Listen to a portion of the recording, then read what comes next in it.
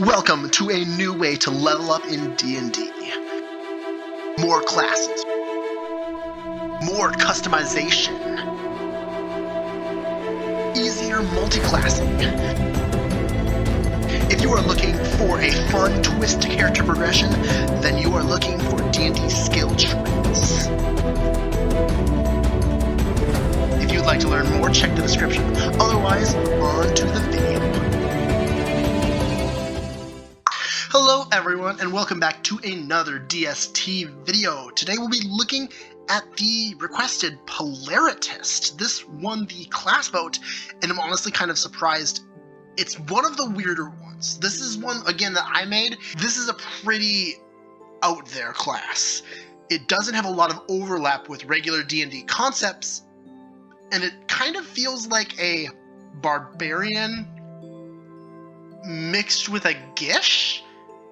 I know that sounds kind of weird, but you'll see what I mean in a second. In general, it's a weird class. But otherwise, let's get straight into the Polaritist with the starting benefits. Polaritists get a D8 hit dice. They require all stats. Every single stat is important to the Polaritist, which is why there are so many ability score improvements sprinkled throughout this class. And if you are going to be casting spells with a Polaritist, which, spoiler alert, they're spell casting, you will be using intelligence if you're starting as a Polaritist. The starting benefits, of course, being 8 plus your Constitution modifier in hit points, 1 hit dice, proficiency in light and medium armor, simple and martial weapons, charisma and wisdom saving throws, and then you get to choose 2 skills, any 2 skills, which is pretty nice. And even if you take this as your subclass or multiclass into it later, you'll get the pendulum die feature, which says you can empower your body with an unstable magic. This power has 2 sides, perhaps dark and light, or hot and cold, or maybe something more abstract like nature and society. You get to decide what these sides are. They can be anything, but it's designed to feature opposites.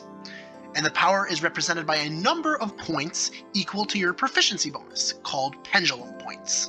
You may expend a pendulum point to enter a teetering state of awakening that you can barely control. When you enter this state, roll a d12. This is your pendulum die, and keep the number rolled out in front of you. The features you will gain can reduce or increase the number on the pendulum die. Also, if you take damage, you raise your pendulum die by 1/10 of the damage taken, minimum of 1, and if you are healed, you lower your pendulum die by 1/10 of the healing received, minimum of 1. If you go over 12 or under 0 on the die, your empowered state ends immediately, and you are stunned for 1 turn and take 5 times your proficiency bonus force damage. This empowered state will otherwise last up to 10 minutes, at which it will fade harmlessly, and you regain all expended uses of pendulum points on a long rest.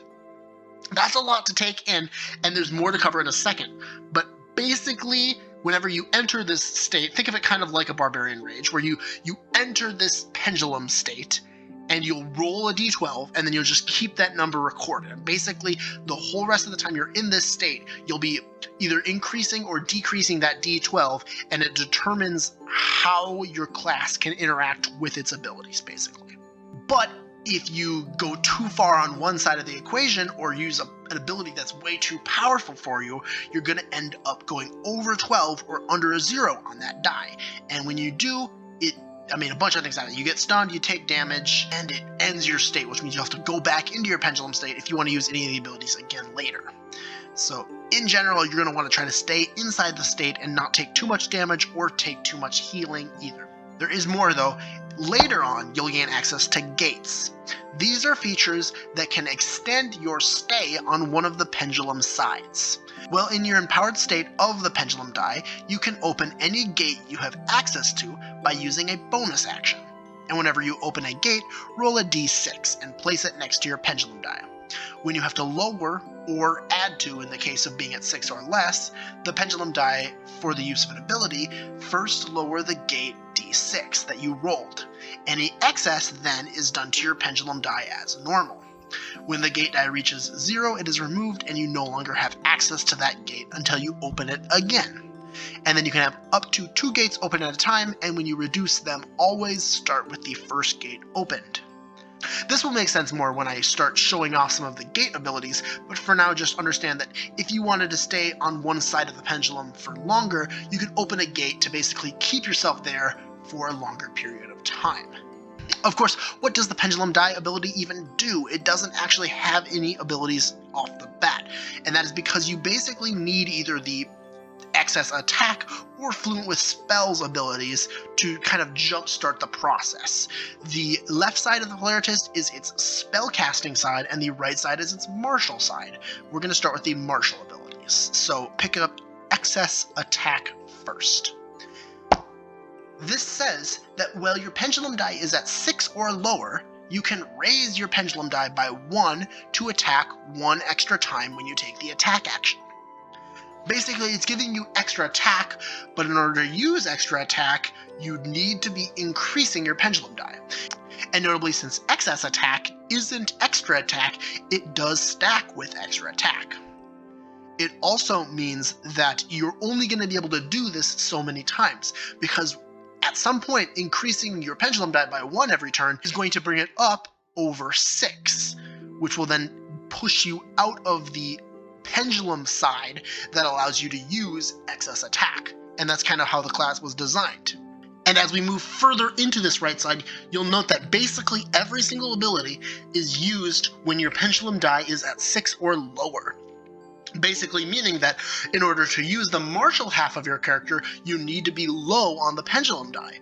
But taking damage pushes you higher on the pendulum die, and getting healed lowers you.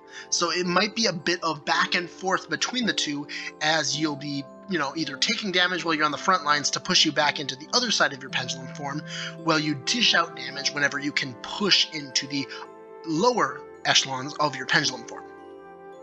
Next, we'll pick up Gate of Destruction. This is the first gate ability that you can pick up here, and it says that when this gate is open, you add your Charisma modifier to the damage of your melee attacks. So again, you can open any gate you have access to as a bonus action on your turn, which means you could, if you rolled a 6 or lower on your original pendulum die, run up, open the Gate of Destruction to increase the amount of stay you can be on this side of the pendulum die, use excess attack, and deal 2 attacks that both add your Charisma modifier to the damage also. After that, we can pick up a feat. After that, we can pick up Improved Melee. This says that while your pendulum die is at 6 or lower, you can add your Constitution modifier to your attack rolls well within 5 feet of your target. Afterwards, we can pick up Walk the Edge. This says that the while your pendulum die is at 6 or lower requirement can now also be used well at 7 on the pendulum die. So this is only a 1-point swing, but technically this allows you to use both the abilities of your spellcasting side of the equation and your melee side of the equation at the same time, as long as you're exactly at a 7. Could be useful, but in general this is just going to help you stay on your martial side of things for a little bit longer. After that, we'll pick up an ability score improvement, and at the final end of this branch, grab Cursed Cleave, which says that while your pendulum die is at 6 or lower, you can raise your pendulum die by 4 to deal extra damage on an attack. The damage will be 1d4 times your Charisma modifier necrotic damage, which is a pretty nice amount of damage. Again, this is focusing on your Charisma modifier, and that's kind of the idea behind this class, is that the martial side of things is going to be focused on strength, constitution, and charisma, and the spellcasting side of things is going to be focused on intelligence, wisdom, and dexterity. Next, I want to pick up Shadow Fight here, which is a bit of a weird one, but it says that while your pendulum die is at 3 or lower, at the end of your turn, all other creatures within 5 feet of you take slashing damage equal to your strength modifier. So this is the only ability on this right side that actually activates at a lower value than 6. Every other ability is going to activate at 6 or lower, unless of course you get Walk the Edge, which allows it to activate at 7 or lower. But basically, Shadow Fight is if you're really far into the melee-focused half of the pendulum die, it's going to be doing even more damage, although it's a little bit uncontrollable as it's all other creatures, which means that your friends will get hit by this if you don't move away from them. Next, I'll pick up another ability score improvement, and then grab Bleeding Strikes. This says that while your pendulum die is at 6 or lower, you can raise your pendulum die by 3 to cause the bleeding effect in all creatures you hit with a melee attack that turn. And for anybody who doesn't know, every time a bleeding target takes damage until they heal, deal 1d4 additional damage. So the bleeding effect, basically the only way to remove it is to heal the target in some manner, and they'll take additional 1d4 damage every time they take damage until their bleeding effect is removed. After that, we'll pick up a feat, and then we can grab Slip into Courage. This is a bit of an optional ability, and you'll know why in a second. Slip into Courage says that while your pendulum die is at 6 or lower, at the start of your turn, lower your pendulum die by 2. Technically, this could cause you to lose your pendulum state if you're at exactly 2 or 1 and you start your turn and drop yourself to best 0 with this passive ability. But technically it'll help you stay in your martial half of the pendulum. If you are really into this, that'd probably be a great pickup for you. Otherwise, we can move into Emboldened Body. Emboldened Body says that while your pendulum die is at 6 or lower, and you are attacked, you can use your reaction to raise your pendulum die by 2 to deal half the damage they dealt back as force damage. You can also raise your die an additional 2 to also gain resistance to the damage with the same reaction. So a bit of a shield-esque ability that also does an Armor of Agathis type damage back, but it's all at the cost of raising your pendulum die a little more, which might bump you all the way back into your spellcasting half if you're not careful, which is why I would recommend that people actually taking Polaritist as a class not focus on one half of the pendulum, because if you do, you're going to feel really crappy when you flop back to this side and can barely do anything on it. I would recommend leveling both sides at the same time, or if you are leveling one side, figure out ways to either heal yourself to pull yourself back into the martial side, or even damage yourself to pull yourself into the left side. After that, we'll grab our first proficiency bonus increase, and we can grab Double Assault. This is pretty much the biggest ability you can get on the right half of the pendulum, which says when your pendulum die is at 6 or lower, you can raise your pendulum die by 7 and use your bonus action to make 2 melee attacks.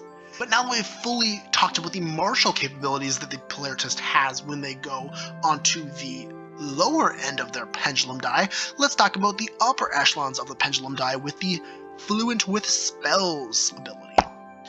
This says that while your pendulum die is at 7 or more, you have access to a special method of spellcasting.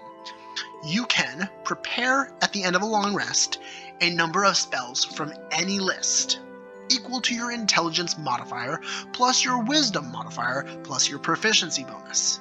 The highest spell level of which equal to your proficiency bonus. Well, in this state on the pendulum die, you can cast any spell you have access to without spending a spell slot, although you will have to reduce your pendulum die by double the spell's level to do so. So basically, this method of spellcasting that you're going to get is only accessible while you're in your pendulum form. Although technically, if you took other spellcasting levels in other classes, you could also use those spell slots or spells that you get from those classes with the same ability, because it technically is any spell you have access to. This is just one of the easiest ways to get access to spells with Fluent with Spells. But again, whenever you do this, you're going to be lowering your pendulum die by the double the spell's level. So if you cast a fireball, that's 6, which is a pretty big lowing number. I mean, you probably will never be able to cast even like a 7th level spell, because that's 14, which is you'd have to have like 2 2 6s on the board on your gates open just to maybe pull that off. Next, we'll go to the Gate of Spells. So speaking of gates that can help with this, Gate of Spells is a gate that when open, you can add your Wisdom modifier to the damage of any spell you cast. A nice damage bump. This is definitely a damage first type class. There isn't going to be a whole lot of a utility spellcasting that a Polaritist can pull off, especially with the limited number of times you can enter your pendulum form during the day. After that, we can pick up a feat and then grab Empower Casting. This says when your pendulum die is at 7 or more, you can use your reaction when a creature succeeds a saving throw against a spell to reduce your pendulum die by 2 and raise the DC of that spell by your dexterity modifier. Again, this isn't necessarily your spell. Whenever a creature succeeds a saving throw against a spell, you reduce your pendulum die by 2 and you raise the DC of that spell by your dexterity modifier, which could be pretty good if you're going for a dexterity first Polaritist. I mean, you can put any stat first for the Polaritist and it'll probably be pretty good. After that, we'll pick up a ability score improvement, and we can pick up High Casting. High Casting says that while your pendulum die is at 7 or more, after casting a spell, it will gain the effects of being upcast 1 level. So a bit of upcasting ability, not too good, but I mean, who doesn't like upcasting their spells by 1 level? This is especially nice because it says after casting the spell, which means that it will not actually increase the number of, points you'll have to lose on your pendulum die by casting it. Next, we can pick up a proficiency bonus increase, and then I'll run over here again to grab Bright Eminence. This is the left side of things ability that is technically triggered even further into the pendulum. So this one triggers when your pendulum die is at 9 or higher. At the end of your turn, all other creatures within 5 feet of you gain HP equal to your Wisdom modifier. This is pretty nice. It's a nice group heal, but notably, again, it does not specify enemy or ally, which means that you will be healing anything that's near you when you use this ability. Be careful where you are placed when this is online, and if you don't want to pick it up, you don't have to. It is optional. We can then grab an ability score improvement, and then pick up Burgeon into Dissonance, which says that the while your pendulum die is at 7 or higher requirement can now also be used well at 6 on the pendulum die. So basically the exact same thing as Walk the Edge, but it's swapped so that now your pendulum die 7 or higher abilities are used at 6. We can then grab a feat, and we can slide over here to Teetering on Glory. This is the same thing as Slip into Courage, but opposite. So while your pendulum die is at 7 or higher, at the start of your turn, raise your pendulum die by 2. So a bit of a scary ability if you're worried about never lowering your pendulum, but realistically speaking, you'll probably be lowering your pendulum enough if you're doing a spellcasting build especially, that it's not going to be too big of a deal, but do be cautious about that. Next, we'll grab Burst Spell. This says that while your pendulum die is at 7 or more, when you cast a spell that has an area of effect, such as Fireball, you could reduce your pendulum die by 3 to create 2 areas of size that the spell normally targets.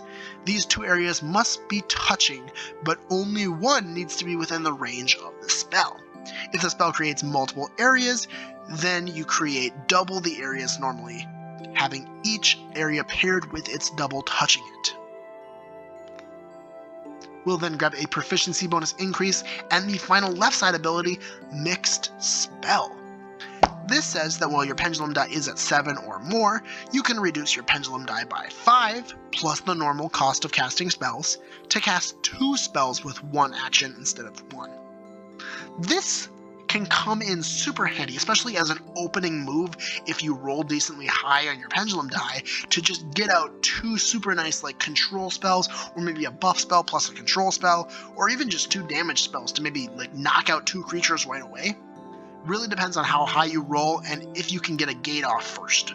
And finally, let's journey into the center path of the Polaritist. This center path is basically just a bunch of different gates that you can open, and going down far into it without picking up some of the left and right side features isn't going to help you too much, but the top end features of this middle path are pretty good. But we'll start off with a slightly niche feature, control rounding. This says that whenever damage you deal or take is rounded in some manner, or when you roll a dice under any other circumstance where rounding occurs, you can choose whether to round up or down. Very niche, but maybe it'll come in clutch for you. After that, we can pick up an ability score improvement before picking up the Gate of Speed. Again, every gate is a D6 that you'll roll when you open it as a bonus action. And Gate of Speed says that when this gate is open, you can gain a plus 15 feet to your move speed. Gate of Defense says that when this gate is open, you gain a plus 1 to your AC. We'll then grab another ability score improvement before picking up Gate of Recovery, which says that when this gate is open, you recover your Constitution modifier in HP at the start of your turn, which also notably is going to be lowering your gate every single turn because it's healing. Then we'll grab Expansive Gates. This is a super nice feature, which says that you can now have up to 3 gates open at a time. Giving us one more gate is super nice because it just allows us to go even further into either one of these states and allow you to cast those really high level spells, or use things like Double Assault plus Cursed Cleave a bunch to do a ton of damage on your melee side. After which we can grab a proficiency bonus increase, and then we can either grab a feat or ability score improvement. I'll grab the feat first, and then grab Gate of Luminance. This says that whenever you begin your empowered pendulum state and roll a 7 or higher, you may open Gate of Spells or Gate of Speed as a free action, which is just a really nice touch. Allowing you to immediately get out one of those gates can be lots of fun. And then we'll grab an ability score improvement and finally pick up Gate of the Grave. This is the final feature I'll be talking about from the Polaritist class, and it says that when you begin your empowered pendulum state and roll a 6 or lower, you may open Gate of Destruction or Gate of Defense as a free action. So very similar abilities, but basically every single one of these features on this entire class is going to help you when you're flip-flopping between the very front-loaded, attack-based martial side of Polaritist and the backliner healing / spellcasting side of the pendulum, which is of course the upper echelons. And the basic concept behind this class is that sometimes even multiple times a turn, you're going to be flip-flopping between these two halves. Unlike the Gish or even something like a Magus, which is like, very spellcasting mixed with martial class, this is full martial and full spellcaster, and it's like a flip of a coin which side you're on.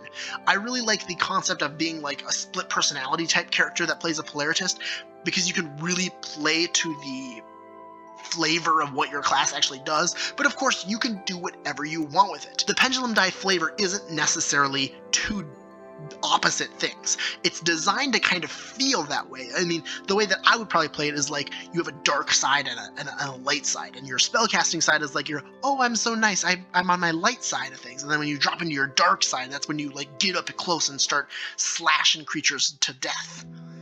But of course you can play this however you want, and you can think of some super interesting ways in which you want to like flavor all your attacks. Maybe you flavor all your martial features as like burning hot flames, and you make all of your spells ice spells, so that's like ice and fire, or anything. I mean, there's so many different options, so lots of fun to be had with the class in general. It is a bit of a short one, but of course we haven't even talked about feats yet that can go really well with a Polaritist, so let's go into that. Some feats that are super useful for the Polaritist. We're going to start with Proficient. Again, your pendulum die count. The amount of times you can actually use the pendulum features that you're granted is going to be tied to your proficiency bonus. So proficient is a pretty nice one. You know, taking it once gives you a +1 to your proficiency bonus. Taking it twice gives you a +1 to your proficiency bonus. And of course, if you go all the way to the 3rd level, you'll get a +1 to your max proficiency bonus. I don't actually think you're going to want too much max proficiency on this character, but getting a couple of extra levels of proficiency early could really help to make sure that you can always use your pendulum die when you want to. A feat I really like on the Polaritist is Charged Casting. This says you can ignore the bonus action casting rules, and you can charge a spell with extra energy to make legendary resistance not work for that spell's saving throw. You may use this 3 times before taking a long rest. So super nice to just ignore the bonus action casting rules in general. It's nice to be able to just cast a spell whenever you can. I mean, there's no like restriction anymore. And then the ability to basically make a legendary resistances just not work against your spells, super nice, especially if you have a really good like stun effect that you can throw at a boss. And of course, if you take this at its 2nd level, you can use the charge spell in this manner proficiency bonus times per long rest instead of just 3. But of course, it is minimum 3, so you can take this twice to get that even better. A few initiate feats that I think are really useful on the Polaritist. Of course, we'll start with Polaritist Initiate. This is really nice. It gives you once per short rest when you roll a die, you can change the result to the opposite side of the die. This is, I mean, it's really good on most characters, but in the Polaritist case, it's actually super cracked because you basically, as long as you have this feature up, get to pick which side of the pendulum you're starting on. Because if you roll say a 3, you can be like, oh, well, I was really hoping to start on the spellcasting side of things, so let's just flip that right on over, and now we're in the upper echelons rather than the lower echelons. Or for example, if you were trying to use a gate and you roll a 1, well, that gate isn't going to last a whole lot, but you can use Polaritist Initiate to flip that on over to a 6. Now it'll last a lot longer. Just some really great ability. Of course, you can also do this on like D20 tests, or if you had like a battle axe or something, and you roll a 1, you can switch that to a 12 to deal extra damage. Maybe it's on a crit or something. Lots of different situations where Polaritist Initiate can come up, and I think it's a super flavorful and fun feature, especially on the Polaritist. Another initiate feat that I really like for this is Gish Initiate. It gives you a +1 in Wisdom, Charisma, Intelligence, or Constitution, so a lot of different options. I'd probably take Intelligence here just because it's your spellcasting modifier, but of course it depends on how you build your character. You also get a +1 to your caster, which can come in handy outside of combat, and you may use your weapon as a spellcasting focus, which is the important part. If your DM is really worried about spellcasting focuses, just being able to use your weapon as a spellcasting focus on this martial/spellcaster character is super good. Unyielding is a really good martial feat for the Polaritist. It says that at the end of another creature's turn in combat once per round, you can move up to 15 feet. This doesn't require your reaction. You can basically just do it as long as another creature ends their turn in combat. Which is super nice because if at some point you take a bunch of damage and you're like shunted into your spellcasting form, you're gonna want to move to the back lines so that your tankier allies can handle the fight better than you. So then being able to just back up during this moment can be helpful. Or for example, if your teammate just healed you and pushed you into your martial form of things, you might want to move forward. That way, when your turn comes around, you'll be closer to the action and can run up even sooner. And of course, if you take this twice to get it at its 2nd level, whenever you deal damage, you can reroll up to 3 of your damage dice, which is nice because this works with spellcasting as well. It's just whenever you deal damage. Now, of course, Polaritists get light and medium armor proficiency when they start in it, which means that medium armor master and lightly armored are both some pretty good effects. I'll read them out, starting with medium. It says that when you're wearing medium armor, if a creature attacks you with a melee weapon attack, they will take bludgeoning damage equal to your proficiency bonus, which again, proficiency bonus is pretty good on Polaritists in general to bump. And if you take it a second time to get it at its level 2, when you are wearing medium armor at the start of your turn, you can take a -3 to AC in order to boost the bludgeoning damage from this feat by your strength modifier plus your dexterity modifier until the start of your next turn.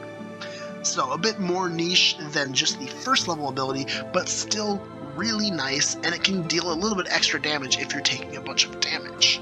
Although the one I like better is lightly armored, which says that when you're wearing light armor, if you are subjected to an effect that allows you to take a dexterity saving throw to take only half damage, you instead take no damage, and if you succeed on the saving throw, only half damage if you fail. And then you gain a +1 to your AC while wearing light armor if you take it a second time to get it at level 2. This is basically just rogue evasion, and I mean, who doesn't like rogue evasion? It's just a way to save your health a little bit longer.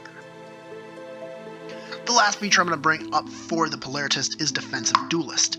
I think this was a bit more niche of a feature because it does require you to be using finesse weapons, but if you are, consider it because it's pretty good.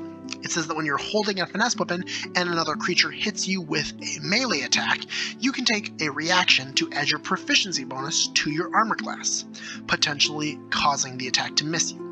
You gain this bonus to your AC against melee attacks until the start of your next turn. So it's pseudo shield that you can be using while you're in your martial side of the pendulum die, which is pretty good. I mean, shield's just a great spell, but since you can't technically cast anything while you're in your martial side, it is a nice way to have a shield-esque ability. But otherwise, that's all I got for the Polaritist. The Polaritist is, I mean, if you didn't notice by the outline, it doesn't fit into any class idea. It's a completely strange one. I want to say it's a half caster, but it's like not. It kind of feels like a barbarian mixed with a archivist, which is, I mean, just strange. I think it's one of the strangest classes that I've made, but I'm glad I made it because it really does feel different than anything else. Let's get into the votes for the next video. There are quite a lot of classes that I still have yet to cover, but let's talk about some options. Starting with the option number 1 will be the Artificer. This is, of course, a class all about tinkering with objects, creating upgrades to place on armor, weapons, and other items to cause them to be even more magical. Of course, allowing you to get extra attunement slots and a ton of support features for your whole party. Or we could check out the wonderful spellcaster in the Oracle. Based off of a Pathfinder class, all about draining your own health and stability in order to cast extremely powerful spells. Or we could check out a super cool martial class in the Vanguard. This is all about destroying your enemies with a massive shield and protecting your nearby allies with an unstoppable AC. Go ahead and vote in the comments below, or you can check out my Discord and vote in the announcements tab. But either way, thank you for watching. I hope you enjoyed the video. If you did, you can leave me a like and subscribe for more, but otherwise, I hope that you have a wonderful rest of your day. Goodbye.